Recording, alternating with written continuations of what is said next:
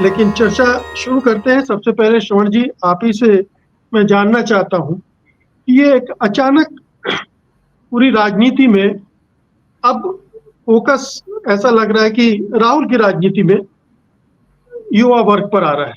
वो खुद युवा है, नौजवान बेरोजगारों की बात लगातार करते आ रहे हैं। वो युवाओं से मिल रहे हैं और अब युवाओं के लिए एक तरह की यात्रा खासतौर पर उनको ध्यान में रखते हुए कर रहे हैं। ये सारा क्या संदेश दे रहा है, इसका मायने क्या है?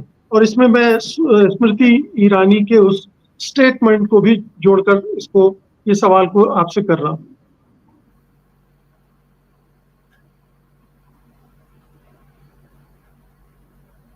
आपने दो चीजें जोड़ दी है, तो स्मृति ईरानी को जोड़ दिया है, एक राहुल क्या कर रहे हैं उसको जोड़ दिया है।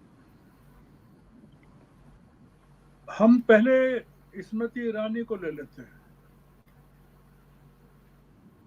स्मृति ईरानी ने, हम गलत समझ रहे हैं, मैं पूरी डिबेट सुन रहा हूं, राहुल की तारीफ नहीं की है। उन्होंने राहुल की तारीफ के बहाने बीजेपी को आईना बताया है, बीजेपी का डिसेक्शन किया है, जिसको कहते हैं ना कि जैसे मेडिकल की भाषा में डिसेक्शन कहते हैं, बॉडी को पूरा चीर फाड़ करना। और उन्होंने कहा है, स्मृति ईरानी के वार दो तरफा है। बहुत ही गजब का किया है उस महिला ने, क्योंकि स्मृति ईरानी पर एक डिबेट हो सकती है पूरी। मतलब बहुत गजब का ऑब्जर्वेशन है उनका, स्मृति ईरानी का। और मैं तो कायल हो गया, क्योंकि उनको मैं ऑब्जर्व कर रहा हूँ तब से, जब वो फ्लाइंग किस को लेके उन्होंने बवाल मचाया, फिर अमेठी में जब राहुल नहीं लड़े तब मचाया, फिर जब वो हार गई उसके बाद जब उनके खिलाफ जब प्रचार हुआ तो उसका राहुल ने जो विरोध किया। मैं जो बात को बहुत बढ़ा नहीं रहा हूँ, मैं संक्षेप में कह रहा हूँ कि स्मृति ईरानी ने कंगना रनौत जो कर रही हैं उसको ध्वस्त कर दिया। आप कल्पना करिए कि एक स्मृति ईरानी और कंगना रनौत दोनों बॉलीवुड से आई हैं। स्मृति ईरानी टीवी से आई हैं, कंगना रनौत फिल्मों से आई हैं।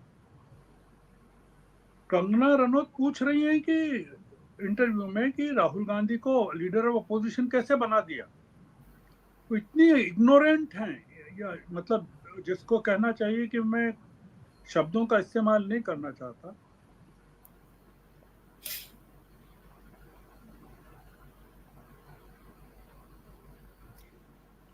लेकिन कंगना रनौत तो आत्मविध्वंसकारी है।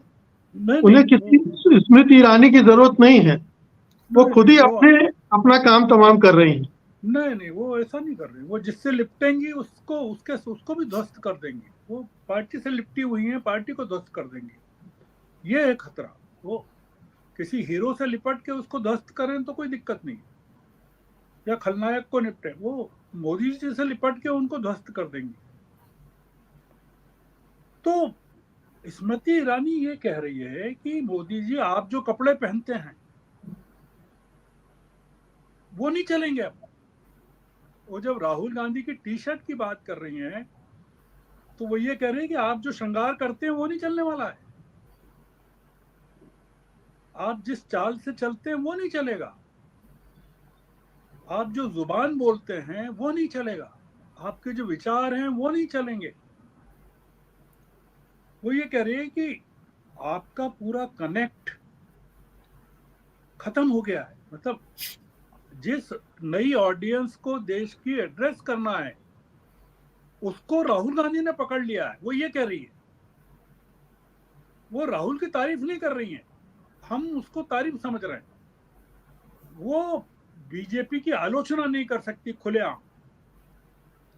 वो ये नहीं कह सकते कि ये बुड्ढों की पार्टी है, वो ये नहीं कह सकते इनके विचार पूरे के पूरे सांप्रदायिक हैं, वो ये नहीं कह सकती कि ये इनकी जुबान, ये इनका अंग्रेजी के प्रति विरोध कनेक्ट नहीं करता युवाओं से।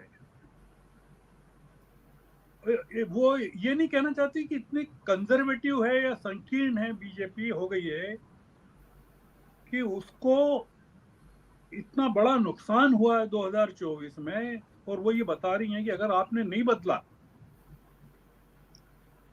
तो आप ध्वस्त हो जाएंगे। 50% पॉपुलेशन देश की 20 साल के नीचे की है और 65% आबादी 35 साल से नीचे की है। वो यही तो कह रही है कि राहुल गांधी ने स्ट्रेटेजी बदल दी है, वो कुछ नहीं कह रही है। वो कह रही है कि स्ट्रेटेजी टी शर्ट के जरिए बदल दी, इश्यूज के जरिए बदल दी, जाति जनगणना के जरिए बदल दी, और ये जो है इसके जरिए बदल दी, या वो जिसको एड्रेस कर रहे हैं। और वो ये कह रही है कि बीजेपी अभी अपनी पुरानी आत्माओं से लिपटी हुई है और कह रही है कि भगवान ने हमें भेजा, मुझे भेजा है। तो राहुल गांधी नहीं कह रहे हैं कि उनको भगवान ने भेजा है। तो दिक्कत ये है, हम मतलब स्मृति ईरानी को अगर समझें तो वो वही कह रही है जो आरएसएस ने कहा कर्नाटक में हार के बाद कि महाराज आपके चेहरे के दम पर और अकेले हिंदुत्व के दम पर बीजेपी जीत नहीं पाएगी, कि पीएम का चेहरा और हिंदुत्व तो समझ में नहीं आया। तो ये बीजेपी में एक जो नया सोच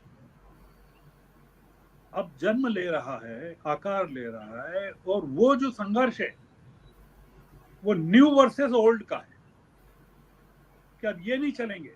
ये जो अब उनको देश के नागरिकों की आंखों में जो सपने हैं वो इनके धोती कुर्ते और बंडी और उससे श्रृंगार से मेल नहीं खाते हैं, या इनके पूजा पाठ से मेल नहीं खाते हैं।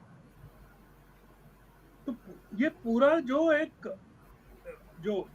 स्मृति की बहुत संक्षिप्त बातचीत है और बहुत उसने साहस करके एक बातचीत कही है, तो उसको अधिकतर लोग ये मान रहे हैं कि अरे देखिए राहुल गांधी की तारीफ की। मैं नहीं मान रहा हूँ राहुल गांधी की तारीफ की।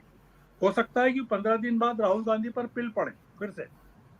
उन्होंने एक नसीहत बीजेपी को दी है, और वो ये दी है कि मैं हार गई वहां लोकसभा, आपने तो प्रचार किया नहीं, मोदी जी नहीं गए, अमेठी के पास गए, वहां नहीं गए। मोदी जी ने ना रायबरेली में प्रचार किया, ना अमेठी में किया। वो ये भी संदेश दे रही हैं कि आप चाहते तो मुझे पार्लियामेंट में ला सकते थे, राज्यसभा में ला सकते थे। तो एक जो नैरेटिव हम गढ़ रहे हैं स्मृति ईरानी के उसमें बड़े बड़े संकेत छुपे हुए हैं।